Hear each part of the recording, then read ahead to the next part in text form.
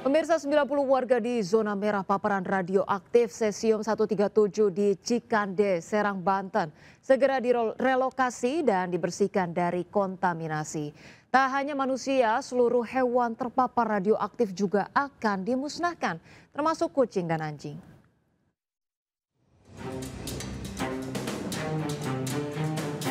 Dengan mengenakan pakaian APD lengkap, masker dan sepatu khusus, Satgas Penanganan Kontaminasi mendatangi permukiman warga di zona merah paparan radioaktif Cesium 137 di Kampung Sadang, Desa Sukatani, Cikande, Serang, Banten. Di lokasi ini petugas Bapeten dan BRIN menemukan benda berbentuk slug hasil peleburan logam dengan radiasi sangat tinggi mencapai 10 mikrosievert per jam.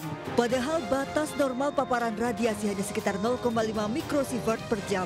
Tingginya paparan radioaktif mengharuskan warga yang tinggal di zona merah segera direlokasi untuk didekontaminasi.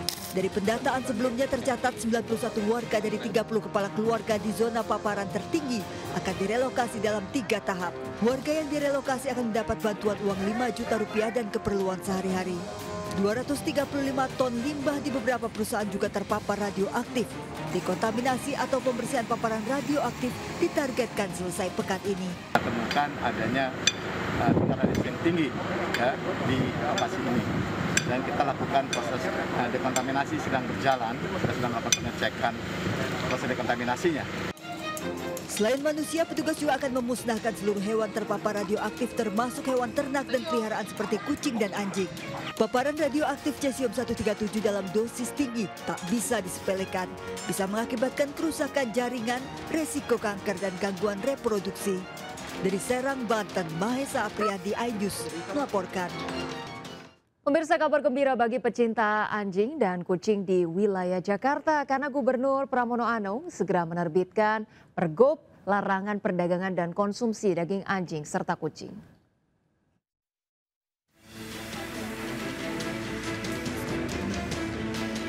Anjing dan kucing adalah hewan yang paling banyak menemani manusia. Resah dengan peredaran daging anjing dan kucing, Gubernur Jakarta Pramono Anung memastikan segera menandatangani peraturan gubernur tentang larangan perdagangan dan konsumsi daging anjing serta kucing. Kebijakan ini diharapkan bisa melindungi hewan peliharaan serta mencegah praktik konsumsi yang dilarang Undang-Undang Pangan tahun 2012. Bukan tanpa alasan larangan konsumsi daging kucing dan anjing harus segera diterbitkan.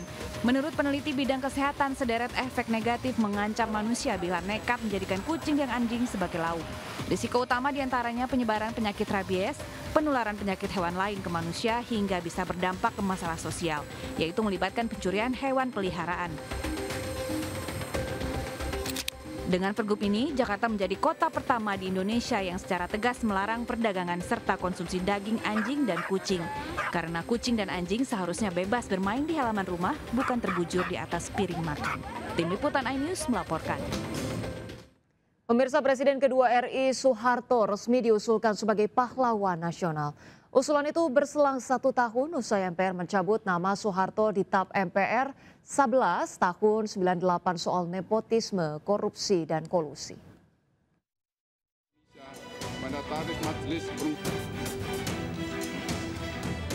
Presiden kedua RI Soeharto diusulkan menjadi pahlawan nasional pada 21 Oktober 2025. Nama Soeharto ada di dalam 40 daftar nama calon pahlawan nasional yang diusulkan Kementerian Sosial ke Kementerian Kebudayaan. Selain Soeharto juga ada nama Presiden keempat RI Abdurrahman Wahid atau Gus Dur dan aktivis buruh asal Nganjuk Marsina. Menteri Sosial Syaifullah Yusuf menyatakan usulan Soeharto sebagai pahlawan nasional sudah melalui proses panjang. Terlepas dari pro dan kontra, Soeharto dinilai banyak berbakti pada bangsa. Sementara pihak yang kontra yaitu para pegiat HAM dan aktivis 98 menilai Soeharto tidak pantas mendapat predikat pahlawan nasional. Semua pendapat tentu dijadikan pertimbangan. Kembali yang menjadi pedoman daripada kita, tim, itu adalah pada syarat-syarat formal yang ada.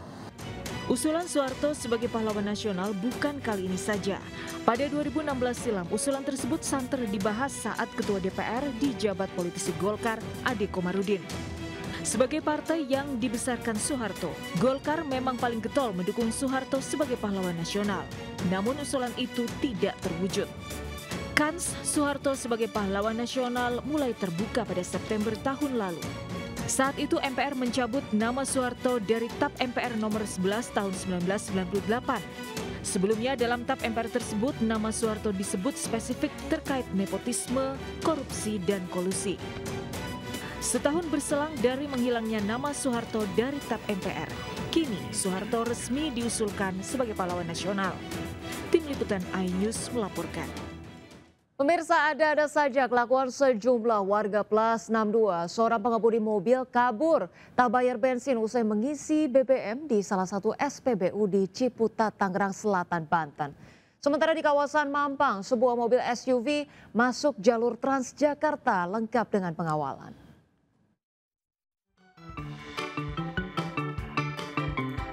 Video kamera pengawas merekam ketika mobil berwarna merah ini mengisi BBM di Rempoa, Ciputat, Tangerang Selatan, Banten. Namun usai bensin diisi oleh operator, pengemudi malah tancap gas melarikan diri. Operator berusaha mengejar dengan kekuatan maksimal, tetapi mobil terlanjur melaju kencang. Menurut operator, pengemudi mobil mengisi bensin sebesar Rp200.000. Pelaku kemudian berpura-pura membayar dengan sistem debit. Ketika operator lengah, pelaku langsung kabur, meninggalkan operator yang kebingungan. Sementara itu di kawasan Mampang, Jakarta Selatan viral di media sosial sebuah mobil masuk jalur Transjakarta lengkap dengan pengawalan.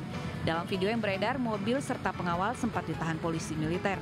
Terjadi perbincangan antara kedua pihak, namun entah atas alasan apa, mobil akhirnya diizinkan masuk jalur Transjakarta. Hingga kini belum diketahui identitas pengemudi. Namun video viral ini mengundang reaksi dari netizen. Tim Liputan iNews melaporkan.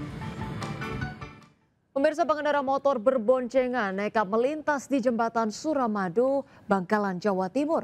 Alhasil polisi terpaksa memberhentikan pengendara yang melanggar tersebut.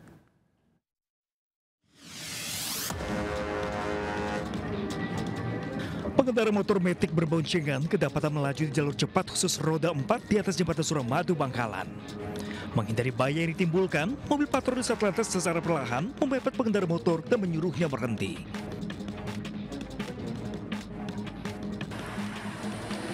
Dari keterangan polisi, pengendara motor tersebut langsung diberi sanksi berupa surat tilang karena telah melanggar dengan masuk ke jalur yang hanya dikhususkan untuk kendaraan roda 4. Selain mengimbau pengendara mematuhi aturan yang ada demi keselamatan bersama di jalan, Satlantas akan lebih mengintensifkan patroli di kawasan jembatan Suramadu saat ini. Dari Bangkalan, Jawa Timur, Taufik Syahrawi, iNews melaporkan. Pemirsa, angin puting beliung memporak-porandakan seluruh 10 rumah kota Salatiga, Jawa Tengah. Bahkan satu rumah ambruk dan beberapa rumah lainnya rusak di bagian atap.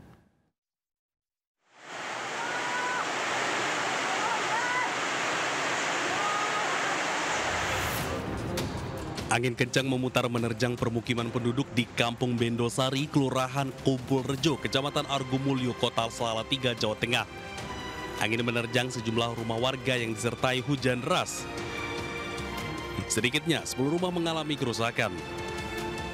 Beberapa rumah rusak di bagian atap karena bertebangan tertiup angin, sedangkan satu rumah lagi ambruk.